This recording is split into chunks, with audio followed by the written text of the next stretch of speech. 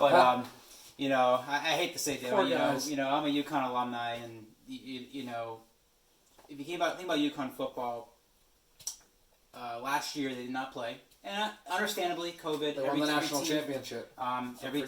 Every team had their own protocols, and some did not play. But UConn being independent, there wasn't this pressure that they had to play. They had to appease fans, and obviously for safety reasons, they did the right thing. But Dave, I have to ask a really interesting question.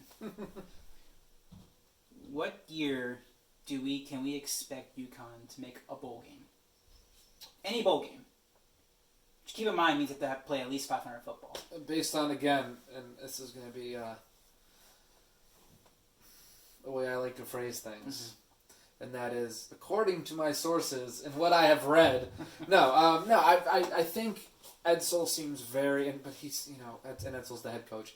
He seems very, very, very confident in this team, and taking the year off was much needed, not only from a safety standpoint, like we just talked about, but also just from a, the jump from college to from college to football, from high school to college is massive, especially going to the D1 level flat out.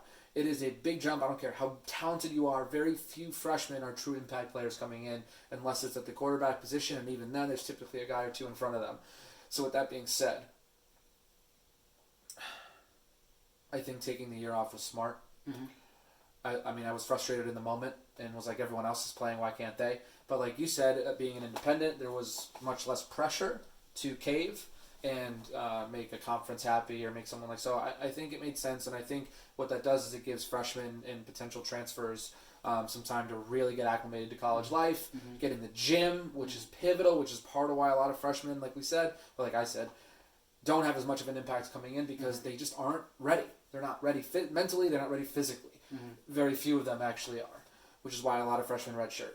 So with that being said, I think, when can we expect them to win a bowl game or go to a bowl game?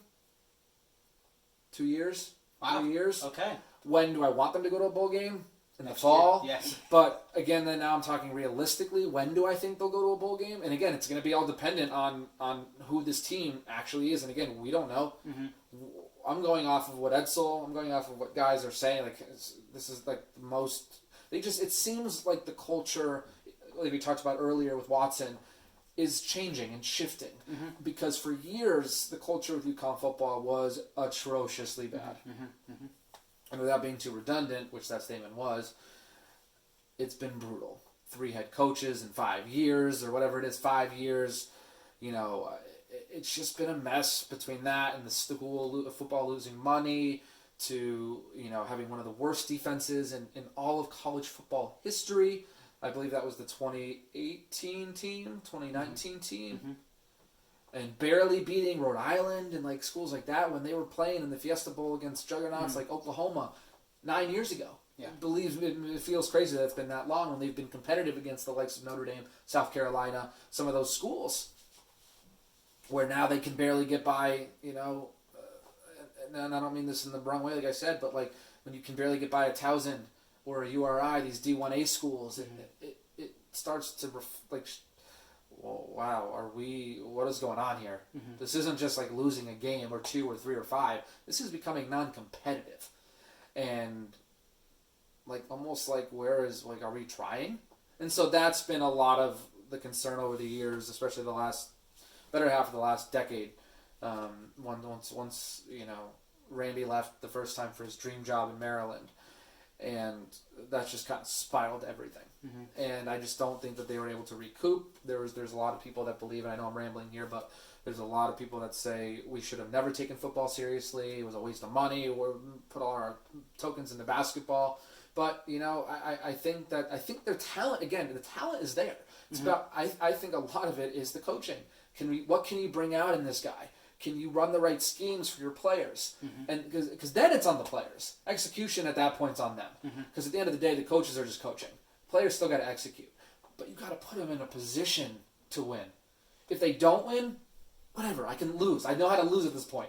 What I don't like is what almost seems like the lack of like fixing cohesion, and like, hey, we screwed up here this game. How can we do it better next game? I just feel like, and I could be very wrong, but from the outside looking in, it has just looked like an utter dumpster fire in terms of organization, in terms of how things are run. And when you are not run right from top to bottom, your players they're going to suffer also. And then they're going to turn around and not win games or win a couple, but they're not going to be as competitive as you want them to be when up top is not going well. And on top of that, they've had 2 ADs too. They've had 2 ADs before Benedict took over. They had Ward Manuel, and they had what's her face, Susan. Oh boy, what was he? I'm sure she's a sweetheart of a lady, but no, I that's my point. Yeah, and that's me rambling, and that's UConn football. There's no easy answer to what's gonna. No, we're literally gonna have to wait and see come fall because I have no idea what we're gonna get. No, Dave, you hit every nail on the head right here. And, UConn alumni right here. I remember the days of the late 2000s. When the UConn men's program was not as successful, but Etzel had this team going up and up in 2011, the bowl game, and ever since then, the last bowl game was 2015 against Marshall, I believe. Yeah, and so there's literally been nothing to look at about this team and say, I'm excited. There's a belief that, and keep in mind the move to the American Athletic Conference. What drove that, Dave? Football. There was a belief that, we didn't want to sever ties with our football program, but we were going to sacrifice the basketball program. Now, granted, the UConn men's basketball team won the championship 2014. Great story. But ever since then, the men's basketball team, has fallen flat. Women, obviously, they're they're on tonight too. They're light years above everyone else. But yeah, they're great, man. Awesome. The big story here is men's basketball versus men's football, and the men's basketball team took a sacrifice to go to the American. Yep. That experiment, it failed. The men's basketball team did not do great. They got a little better at the end, but the football team could not thrive any better in the American. And finally, UConn said, "You know what? Let's not fool ourselves here. We're not SEC. We're not Alabama. We're not Oklahoma. We have to be reasonable about what to expect."